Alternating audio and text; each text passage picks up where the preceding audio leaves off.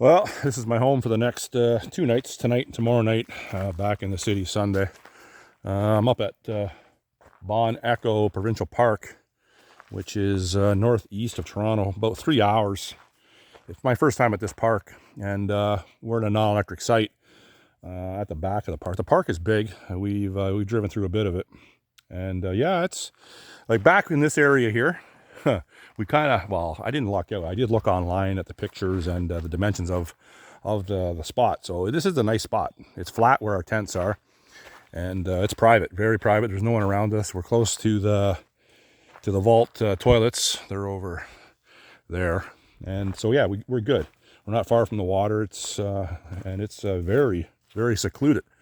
So I'm liking that. This is our campfire situation. This is the wood we bought off the highway. Bad move. $5 a bag. So if it sounds too good to be true, it usually is. And this is too good to be true. It's wet. Some of the wood's, quite a bit of the wood's wet. So got some of it going. We're gonna have to get some the provincial park wood, which is $10 a bag, and not as big as that. So we got greedy, and you know what happens when you get greedy. So got burnt on that a little bit, no pun intended. So just getting the fire ready. I got to burn that down anyways, waiting for the hardwood to come back, and we'll start cooking our dinner. But this is my tent. It's a hot core, 4-person. My cot, my hot core sleeping bag, and my sleep system is in there. It's going to be quite comfortable. My One Tigress camp chair, very good product. And I own this tent as well. This is a really good tent. So, and they're both 4-season tents.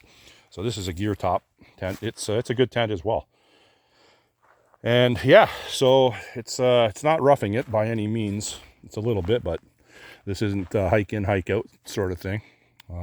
Tomorrow we're going to try to get on a boat on a lake. I don't even know what lake it is, to go and view some pictographs, some First Nations pictographs. I don't know how old they are, but this park up here is well known for the pictographs. I think it's an hour and 45-minute boat ride on some lake, like I said. So that'll be fun tomorrow. It'll be interesting.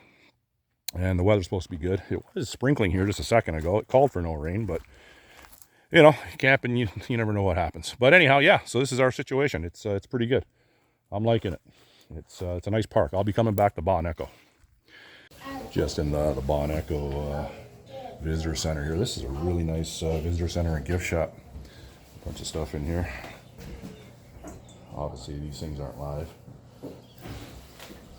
Not live. What do we got here? A fisher, a little, like a miniature Wolverine. Good for the kids in here, eh? Oh, yeah. Yeah.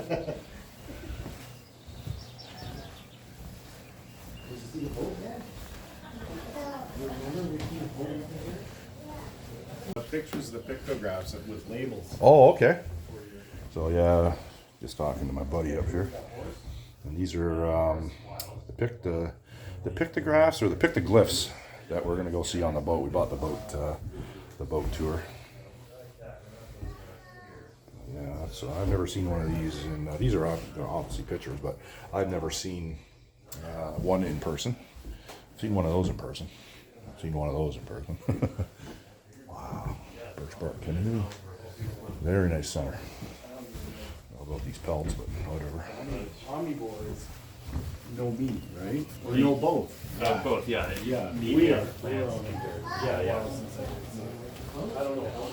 Yeah, it's nice. What we got here? Oh, we got some group of 7 right here. Look at this. Very nice. AJ Chasen. We got over here Arthur Lismer. Yeah. I doubt they're obviously not real, but they're worth a lot of money. Levi Jackson. Yeah. Group of 7 was very, very instrumental up in this area. Gosh, here, the old bell. I've got my glasses on, so. Merrill Dennis. And Merrill Dennison. I don't know who these people are.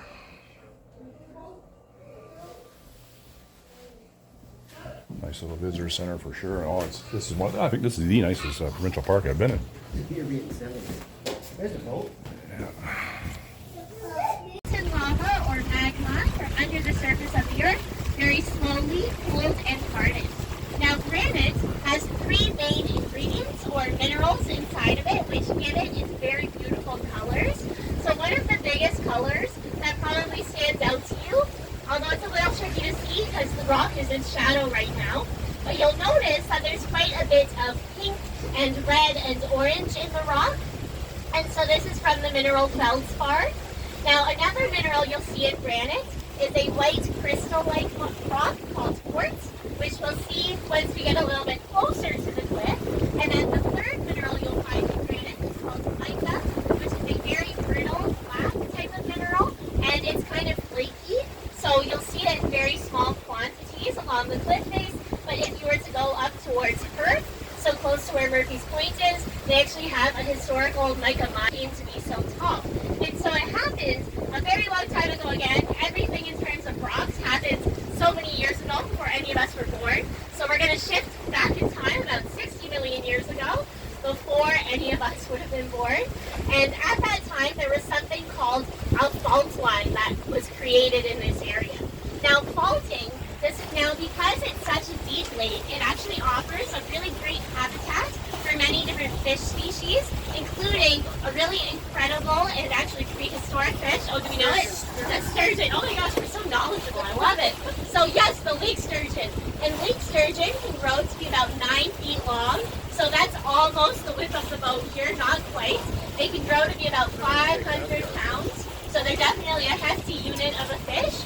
And as if they were already really cool, they're prehistoric. They've been here since the time of the dinosaurs, and they also have a lifespan of 150 years, which is pretty amazing to think about. Now, we don't see the lake sturgeon very often here at the surface of the lake because they typically like to stay down in the deep, dark depths. And actually, the last time where somebody did see a lake sturgeon in Mazinaw was when they had gone out scuba diving.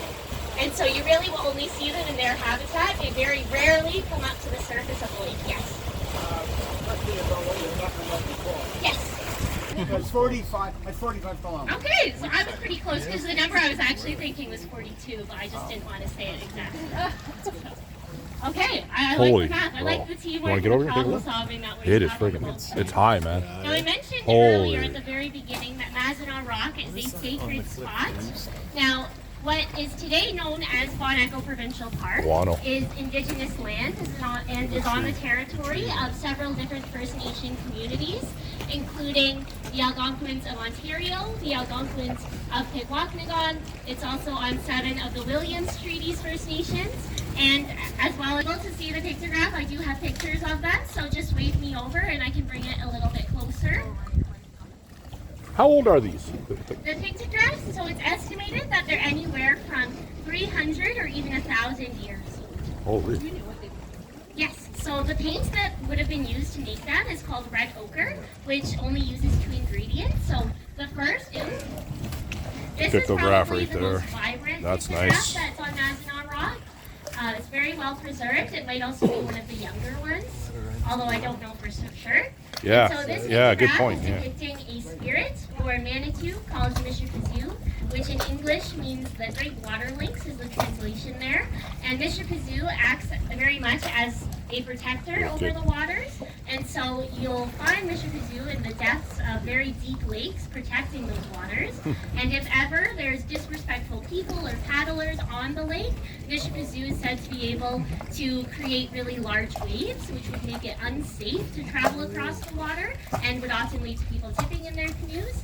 And so because of this, Mishapazoo is a very respected spirit, and oftentimes, both historically and still today, you might see folks 328 come to the feet tall. pictograph of Mishapazoo to leave a gift, often of tobacco or another sacred medicine, as a way or out that way. It's a little bit Really, shaky. this got to be the tallest peak here. Now, along with the picture, yes, survive. And so, because of that, lichen is able to live in some pretty crazy environments. Now, I do also just want to point out there's a little cave up in there. And so, as we get closer, the first pictograph we'll talk about here in this corner is the first one that you'll see in the row, so at the far left. it kind of looks like a picket fence almost, with lines coming up from the top of it. Now, you don't see it? So it's right where the rock changes color to be more, Oh, okay. more Yeah, I reddish. see it. Yeah. It's about 2 feet above the water. Yep. So like look pretty close to the water. It looks like this. Now you see it. Now this pictograph is thought to be completely unique. The land is created on the turtle's back. And so the turtle This holds is, up the the land. turtle And that's why you'll pictograph. hear North America be That's called what Turtle it's Island. referred to. And so my interpretation of the air has, and eventually when it dies, it will also decompose, further recycling nutrients. And what that does is it actually leaves behind a little pocket of soil. And so when you have that process happening for years and years and years, eventually you'll build up enough soil for things like our trees to be able to grow. Now, under this big tree, this is a cedar tree. We see its roots are pretty shallow. But for most of the trees on the cliff, they actually have to grow their roots like directly into the cliff face. And so they build like a really intricate web into the cliff. And that's why a lot of them won't come down during like windstorms and things like that. It's also how the trees that are now dead are still able to be on the cliff, just because they're so in there. Like they're just really intact in there. Now the next thing I want to discuss and draw everyone's attention to is actually a particular rock on the cliff face. So if you look back over there, you'll notice that there's a big pile of boulders. One of them is actually kind of hanging out over the water, like its nose is hanging out over the water there. And so to a lot of people, this reminds them of an animal. And so does it look like any familiar animals to you?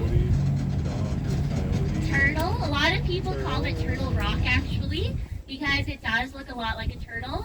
And you can even see that as well, tying into Turtle Island too. Any other animals we see in there? Earlier today I had someone say dragon. Does anyone see a dragon in the rock? No dragons? I see a snake. A snake? Interesting. Maybe the rock knows that the snake's... Oh, I'm not talking about the rock. You're not talking about... Do you actually see a snake? No, I'm joking. I'm joking. I was so excited. You can't do that to me.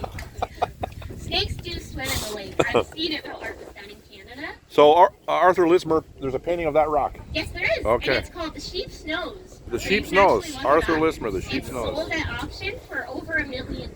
Yeah. And I don't know about you, but I actually don't see a sheep's nose in the rock. No. So. Are you here like to rock climb? Oh yeah? Oh my gosh, so many of us. Like, would you climb the cliff I think she wants to do it right now. right now? I've never done it, but That's why she's on the boat. Should we let you guys off? I think you would need some gear. Is it all anchored and everything like that? So it's like traditional climbs. You actually anchor yourself as you go. There are a few anchor points, especially at the top for like the delays. Yep. But for the most part, you just put it in as you go. Fantastic, yeah. That's cool. Yeah, you this guy can wearing get a no shirt. permit either with the Alpine Club of Canada or our superintendent. Like, if you are interested in climbing the rock, definitely reach out to them. I imagine it would be a very cool experience. Nutty, there's someone up there climbing the rock. I've been up there. See that there's a diagonal white Yeah, I line got those moving tally marks, I through got the piece those. of rock where this pictograph There's one over is. here, too. That's actually an example of quartz. So that white crystal-like mineral. Now this pictograph is showing the spirit Thunderbird, Huh. who is a spirit that lives in the sky. Thunderbird. And they're actually said to be able to create thunderstorms, so, like during colonial history. Because when the Europeans came over, it was very destructive in a lot of ways, and it did destroy a lot of knowledge and created gaps in knowledge. And so the communities of this area are now again. This one is a bit faded and a little bit rubbed away, and so we don't have an exact interpretation for it. But are there any familiar shapes or figures we see? Tally. Like a farm or a village? Like a community? it looks like Yeah, it's like a little settlement almost, a community of people all living together Figures. with some trees or forests there as well. Any other things we see? I see like really tall lines going up to what looks like somebody smacked up rock out of the. Like, It does look like that, yeah, like someone like just kind of scooped the rock out. Yeah. I've heard some people say that those really tall lines might also show the northern lights. To discuss is the last one in this row. So the one at the far right, it looks like a little X, or almost like two hockey sticks. It's a turtle. A turtle. Is it? It's not a turtle, but that is, yes, yeah. A map? Looks like a guy. Yeah, like a mark on a map. Those are all good interpretations. Yes, you're very close. Meimegweshi, yeah. So this is showing a spirit called Meimegweshi, who are said to be small human-like spirits. So they're human-shaped, but just much shorter than we are. And they're actually said to live inside of the cracks of the rock. And so they live there and look out onto the rest of the world, but they can't join the rest of the world. And so because of that, they sometimes get very frustrated, and they actually will push pieces of rock outwards. And then they create rock falls in that way. And the poet's Walt Whitman, which is where it gets a little strange. Walt Whitman, yeah. But one of the owners of the Bon Echo Inn, a woman named Flora MacDonald, was she was a huge fan of Walt Whitman, that American poet, because she admired the ideals he had about democracy. Flora herself was a huge advocate for women's rights. She was a suffragette, so she worked very hard to secure. There's probably more appropriate. So the inn owner way to here at honor Bon somebody Echo, like him that's not carved Mazinaw into Lake, dedicated the this to sacred Walt rock Whitman. in the way that this is. It's a carving. Now, it used I don't to know how be well you can painted see in it. white so that it would stand out. Right. Ontario Parks, along with First Nation communities, have made the decision to stop painting it, and you can actually see there's a lot of lichen starting to grow on it now, and so we're letting the land take. You see one just over there. Hi there, could I please get the kayaks just to move a little bit out of the way, please, just as we bring our boat through? Thank you. Now, the smaller of those two tree trunks is actually Silent Witness, that very old tree that would have been 941 when it died. What's the tree called? Silent Witness? Silent Witness, Okay. yes, because it's been here witnessing the history of Mazinaw for many centuries. And to put its age into perspective, it likely would have been alive during the time when the pictographs would have been painted, maybe even all of them. I don't know when it died or how long it would be.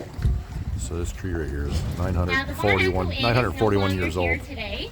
When it was here, it would have stood over at the Narrows. So where all of those trees are is where it would have been. Oh, can we see that? Oh yeah, we can see more of the climbers there. It looks like they're actually coming down right now in the bright blue. At the very top of the climbing site I told you about. So what we're going to do is I'm going to count down from 3, and we're all going to shout, Dan, at the rock as loud as you can. You want to say it really, really fast, though, like Dan, not Dan.